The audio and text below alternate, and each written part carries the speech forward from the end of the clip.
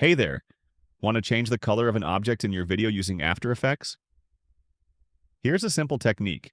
First, import your video into After Effects. Then, go to the Effects and Presets panel and search for Change to Color. Drag and drop this effect onto your video layer. Now, in the Change to Color panel, select the color you want to change using the From option. For example, if you want to change the color of a shirt, just click on the shirt. Next, choose the color you want to apply using the To option. You can experiment with different colors to find the one that works best.